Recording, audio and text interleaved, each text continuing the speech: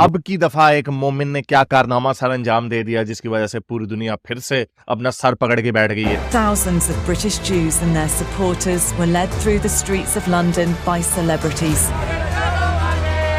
here to condemn the rise in anti-Semitism.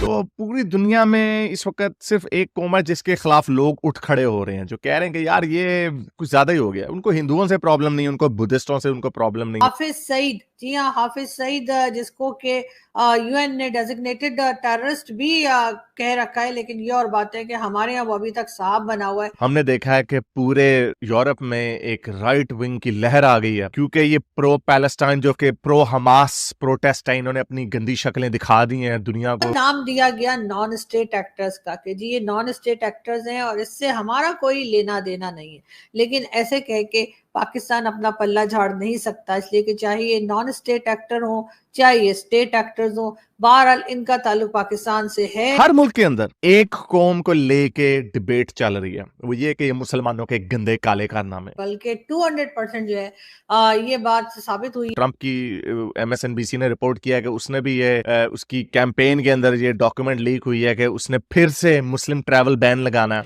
जय हिंद दोस्तों, जैसे कि आपको पता है कि 7 अक्टूबर को फिलिस्तीन के आतंकवादी संगठन हमास ने अचानक इजराइल पर 5000 रॉकेट से ताबड़तोड़ हमला कर दिया था, जिसमें बहुत सारे बेकसूर इजरायली नागरिक भी मारे गए थे। साथ ही हमास के आतंकवादियों ने 200 इजरायली नागरिकों को बंधक भी बना लिया था। जवाबी कार्रवाई में इजराइल के द्वारा ऑपरेशन आयरन स्वॉर्ड के तहत हमला किया गया, जिसमें 2 से 3 हज़ार की संख्या में निर्दोष गाजा नागरिकों के मारने की खबर है। इस युद्ध के दौरान दोनों देशों का बहुत नुकसान हुआ, साथ ही मासूमों की जानें भी गई। युद्ध के दौरान विभिन्न देशों का झुकाव अलग अलग देशों पर था, जैसे अरब के सभी मुस्लिम देश, UAE, सऊदी अरब, ईरान, कतर, ओमान, तुर्की आदि सभी हमास के समर्थन में खड़े थे, जबकि इजराइल के साथ USA, ब्रिटेन जैसे बड़े देश खड़े थे। इसी बीच जब लंदन में हमास के विरुद्ध मार्च निकाला गया और हमास विरोधी के हाथों में इजराइल और भारत का झंडा देखा गया, तो पाकिस्तानी जनता से रहा नहीं गया और वे बिलबिला उठे। साथ ही लंदन में रह रहे मुसलमानों ने इसका जमकर विरोध किया। इस घटना पर पाकिस्तानी मीडिया का क्या है रिएक्शन, चलिए देखते हैं। चल। 3 दिन पहले एक और मोमिन ने यूपी में एक बस ड्राइवर को गुस्ताखे रसूल की एक सजा सरतान से जुदा पे उसको मारा, उसके ऊपर टोके से हमला किया और उसको जख्मी किया। अभी मुझे याद है नीस में, फ्रांस के शहर में, वो भी एक बंदा था जो रैंडमली बच्चों को छुरियां मारने लग गया। वो वीडियो भी वायरल हुई थी, मेरा ख्याल जून की बात है, शायद ये जून या जुलाई की। तो इस तरह के कारनामे आए दिन होते रहते हैं और लोग तंग आते जा रहे हैं। हमने देखा है कि पूरे यूरोप में एक राइट विंग की लहर आ गई है, क्योंकि ये प्रो पैलेस्टाइन जो कि प्रो हमास प्रोटेस्ट है, इन्होंने अपनी गंदी शक्लें दिखा दी हैं दुनिया को। और उसी के दरमियान में नेदरलैंड में इलेक्शंस हो गए, जिसकी वजह से आपने देखा कि जो बहुत बड़ा दुनिया का इस वक्त सबसे बड़ा इस्लामोफोब पॉलिटिशियन है गिर्ट विल्डर्स, उसको उन्होंने सबसे ज्यादा वोट दे दिए। तो इटली में भी हमने देखा, वो मेलोनिया है, उसका नाम जॉर्जिया मेलोनी, उसने भी वो भी पावर में आई। और अब हमें देख रहे हैं ट्रंप भी शायद पावर में आएगा। ट्रंप की MSNBC ने रिपोर्ट किया कि उसने भी ये उसकी कैंपेन के अंदर ये डॉक्यूमेंट लीक हुई है कि उसने फिर से मुस्लिम ट्रैवल बैन लगाना है। तो पूरी दुनिया में इस वक्त सिर्फ एक कौम है जिसके खिलाफ लोग उठ खड़े हो रहे हैं, जो कह रहे हैं कि यार ये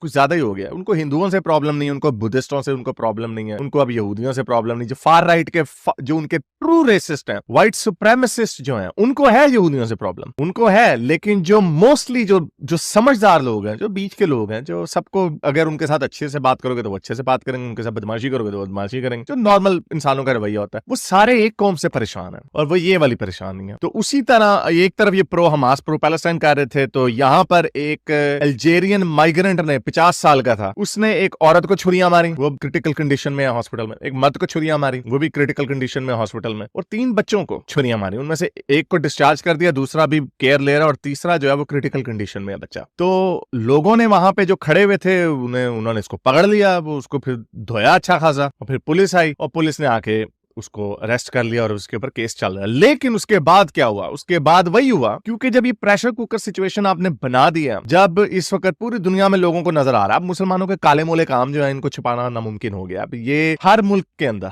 अंदर एक कौम को लेके डिबेट चल रही है, वो ये कि ये मुसलमानों के गंदे काले कारनामे, और ऊपर से जो हमास ने किया उसको भी प्रमोट करते हैं, उसको भी सपोर्ट करते हैं। तो उन्होंने दुनिया को इनका जो मकरू चेहरा है वो नजर आ रहा है। और सॉरी टू से, चाहे मॉडरेट मुसलमान हो या रेडिकल हो, लिपस्टिक मुसलमान हो, चाहे बड़ा दाढ़ी वाला हो, ये सारे अपने इश्यूज के ऊपर इकट्ठे हो जाते हैं। There might be some exceptions, कुछ 5-10% लोग होंगे जो कहते होंगे नहीं यार ये छोड़ो जरा, हमास ने गलत किया या हमें मुसलमानों को अपना घर दुरुस्त करना चाहिए, होंगे कुछ। लेकिन हम तो उसी नैरेटिव पे जाएंगे जो डोमिनेंट वर्ल्ड व्यू है। मुसलमानों का जब भी चेहरा देखा जाता है तो उनका चेहरा यही देखा जाता है, शरीयत है जी, इस्लामोफोबिया, हम पे क्रिटिसाइज कर दिया, रेसिज्म हो गया, इनकी गंदी शक्ल इनको दिखाओ, तो बजाय इसके कि उसको करेक्ट करें रोना धोना कर देते हैं। और ऊपर से माइग्रेशन, जो इनके माइग्रेंट्स हैं, ओ यार इंडिया पाकिस्तान के लोग, इंडिया के पंजाबी, हमारे पंजाबी, यहाँ की साइड के जो पंजाबी है वहां पे जाके गंदे काम करते हैं, उधर की साइड के जो पंजाबी हैं वो कुछ भी नहीं करते। क्या वजह? एक ही कॉमन डिनोमिनेटर है, वो है आपका मजहब। उसी मजहब के अंदर चाहे वो अल्जेरियन मुसलमान हो, चाहे मोरक्को का मुसलमान हो, चाहे दागिस्तान का मुसलमान हो, चाहे अपना पाकिस्तान का मुसलमान हो, सारे वहां पे जाके चुनी चला।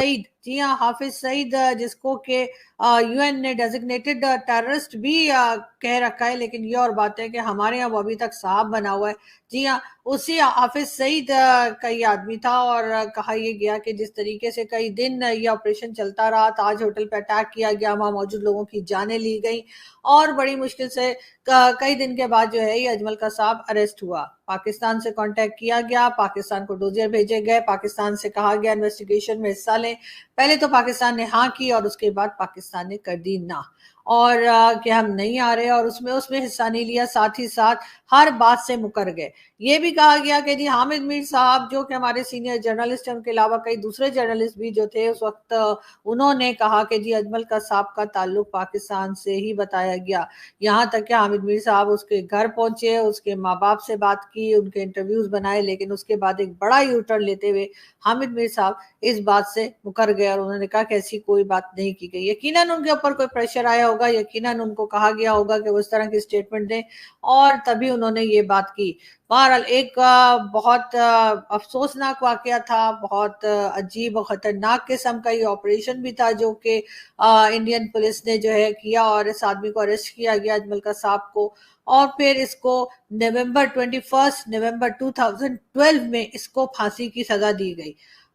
ये भी अभी तक पाकिस्तान के ऊपर भी इल्जाम है, और अभी तक कोई सफाई देने के लिए या कोई सही बात करने के लिए अभी तक नहीं देखा गया कि कोई सामने आया हो।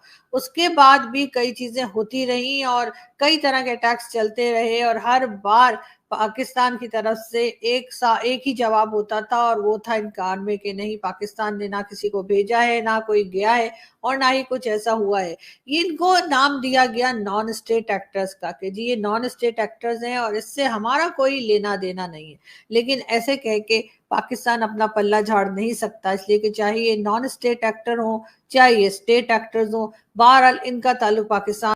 तो वीडियो आपने देख ही लिया। वीडियो देखने के बाद आपका क्या राय है कमेंट बॉक्स में भर दीजिए। बाकी चैनल पर नए हैं तो चैनल को सब्सक्राइब कर लीजिए। आप अपना ख्याल रखिए। मैं आपके लिए पाकिस्तान से रिलेटेड वीडियो लाता रहूँगा। जय हिंद, वंदे मातरम।